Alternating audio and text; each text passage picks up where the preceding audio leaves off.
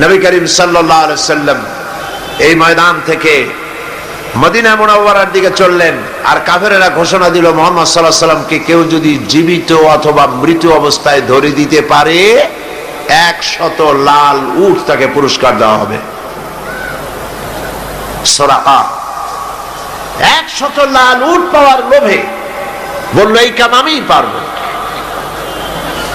খুঁজতে খুঁজতে মুহাম্মদ সাল্লাল্লাহু আলাইহি সাল্লামকে মরুভূমির মধ্যে সে পেয়ে গেল। যেই না ধরতে যাবে কাছাকাছি গেছে, সুরাকার ঘোড়ার পা মাটির মধ্যে দেবে গিয়েছে। নবী করিম সাল্লাল্লাহু আলাইহি সাল্লাম পিছনের দিকে তাকালেন। সুরাকা বলল আমি মাপ চাই। হুজুর বললেন মাপ করলাম, ফিরে যা। ঘোড়ার পা উপরে উঠে আসলো। যখনই উপরে উঠে আসছে সুরাকা চিন্তা করলো 100 লাল উট। আবার পিছনে ছুটেছে ধরার জন্য। আবার কাছাকাছি যখন গেছে চারোটা ঠ্যাং ডুবে গেছে মাটির মধ্যে। বলছে মুহাম্মদ সাল্লাল্লাহু আলাইহি সাল্লাম মাপ চাই, ভুল করেছি, মাফ করে দাও। হুজুর ফিরে তাকিয়ে বললেন দিলা করে ফিরে যা। আবার ঘোড়া উপরে উঠে আসলো। ফিরবে আবার চিন্তা করলো 100 লাল উট। কি খারাপ মানুষ চিন্তা করে। আবার পিছনে পেছনে গেছে। এইবার কাছাকাছি গিয়ে ধরবো অবস্থা যখন হয়েছে, ঘোড়ার 4টা ঠ্যাং, ওর নিজের পা, ঘোড়ার পেট আস্তে আস্তে মাটির মধ্যে গাড়া শুরু হয়ে গেছে। বলছে মুহাম্মদ সাল্লাল্লাহু আলাইহি সাল্লাম ক্ষমা চাই, আমারে মাফ করে দেন। নবীজি বললেন মাফ করে দিলাম। উপরে যখন উঠে আসছে ঘোড়ার পা শুদ্ধ। হুজুর তাকিয়ে বললেন সুরাকা এখনো কি তোর বিশ্বাস হয় না যে আমি আল্লাহর নবী? সুবহানাল্লাহ। সুরাকা বলছে আমি আপনাকে ছেড়ে দিলাম, ধরবো না।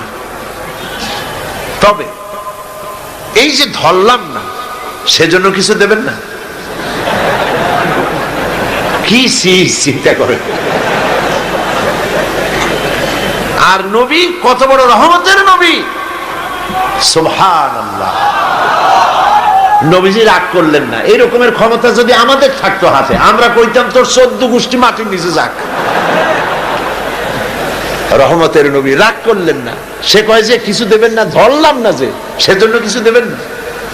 হুজুর সাল্লাল্লাহু আলাইহি সাল্লাম রাগ করলেন না, বললেন হ্যাঁ দেব। কি দেবে? তিনি বললেন পারস্য সম্রাটের মুকুট দেব। সুরাকা মনে মনে খুব অসন্তুষ্ট হলো, মুখ দিয়ে কিছু কইল না, মনে মনে অসন্তুষ্ট হইল। রাতের বেলায় লোক নাই, জন নাই, একজন মানুষ নিয়ে আপনি আত্মগোপন করে মদিনায় যাচ্ছেন, পারস্য সম্রাটের মাথার মুকুট আমারে দেবেন, কিছু দেবেন না তাই কর। এটা কি স্বাভাবিক কথা? তখনকার যুগের সুপার পাওয়ার। এখন যদি এই মঞ্চে দাঁড়ায় কেউ বলে যে আপনি আমার এই কথা যদি শোনেন তাহলে হোয়াইট হাউসের চাবি আপনারে আমি দিয়ে দেবো, ওইখানে আপনি ঘুমাবেন কি?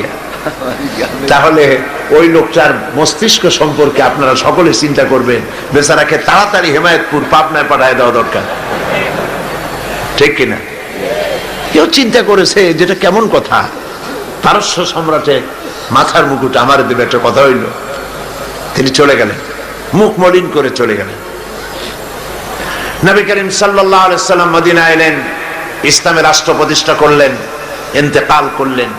আবু বকর রাদিয়াল্লাহু তাআলা ক্ষমতা এলেন, ইন্তেকাল করলেন।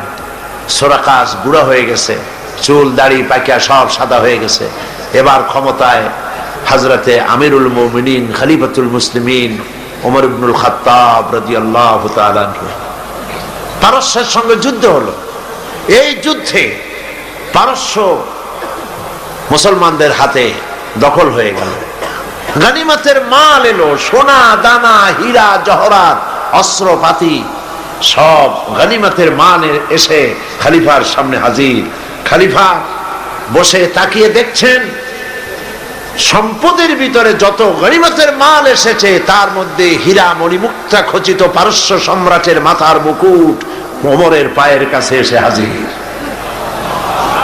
হযরত ওমর রাদিয়াল্লাহু তাআলা আনহু বললেন কে আছো? চলে যাও, সুরাকাকে ডেকে নিয়ে আসো। সুরাকাকে ডাকা হলো। হযরত আমিরুল মুমিনিন ওমর রাদিয়াল্লাহু তাআলা আনহু সুরাকাকে ডাকতেই বললেন, সুরাকা বুড়া মানুষ, কোমর সোজা করে হাঁটতে পারে না, চুল পেকেছে, দাড়ি পেকেছে। বুড়া সুরাকা হযরত ওমরের সামনে যখন দাঁড়ায় গেছেন, ওমর রাদিয়াল্লাহু তাআলা আনহু পারস্য সম্রাটের মাথার মুকুটটা নিয়ে সুরাকার মাথার উপরে পরায় দিয়া বললেন, সুরাকা, আল্লাহর নবীর ওয়াদা কোনোদিন মিথ্যা হয় না। নবী করিম সাল্লাল্লাহু আলাইহি ওয়াসাল্লাম মদিনায় প্রবেশ করছেন। আল্লাহ রাব্বুল আলামিন নবীজিকে বললেন, একটা দোয়া পড়ার জন্য বললেন। নবীজি দোয়াটা আল্লাহর পাকের কাছে থেকে শেখানো দোয়া পড়লেন। রব্বি আদখিলনি মুদখালা সিদকিন ওয়া আখরিজনি মুখরাজা সিদকিন ওয়াজআল লি মিন লাদুনকা সুলতানান নাসীরা। হায় আল্লাহ, সত্যের সাথে আমাকে প্রবেশ করাও, সত্যের সাথে আমাকে বের করো, আর তোমার পক্ষ থেকে সুলতানে নসীর আমাকে দান করো। দুনিয়ার সমস্ত মুফাসসিরিনে কেরাম একমত, সুলতানে নসীর এর অর্থ হলো রাষ্ট্র ক্ষমতা। সুবহানাল্লাহ বলেন। আল্লাহ তুমি আমারে রাষ্ট্র ক্ষমতা দান করো। আল্লাহ শিখায় দিলেন, কারণ রাষ্ট্র ক্ষমতা হাতে না পেলে আল্লাহর আইনকে কার্যকরী করা যায় না, ঠিক কিনা? রাজ্য চলে রাজার চালে, রাজা যেমন হয় রাজ্য তেমন চলে। নিচের পানি উপরে যায় না, উপরের পানি নিচে আসে। কাজে রাষ্ট্রে যদি ইসলাম থাকে, রাষ্ট্রীয় ক্ষমতায় যারা থাকেন ওনারা যদি ইসলাম ভালোবাসে, তাহলে এই ইসলাম সর্বত্র ছড়িয়ে পড়ে। আর যদি রাষ্ট্র ক্ষমতায় যারা থাকে তারা যদি ইসলাম বরদাস্ত করতে না পারে, তাহলে ইসলাম সেই দেশে। নবী করিম সাল্লাল্লাহু আলাইহি ওয়াসাল্লাম রাষ্ট্রীয় ক্ষমতা হাতে নিলেন, কোরআনের আইন চালু হয়ে গেল, চুরি বন্ধ হলো, ডাকাতি বন্ধ হলো, জিনা বন্ধ হয়ে গেল। আল্লাহর নবী বললেন, খায়রুল কুরুনি কারনি, সর্বশ্রেষ্ঠ যুগ আমার যুগ, সোনার যুগ। মানুষের খাওয়ার অভাব নাই, পড়ার অভাব নাই,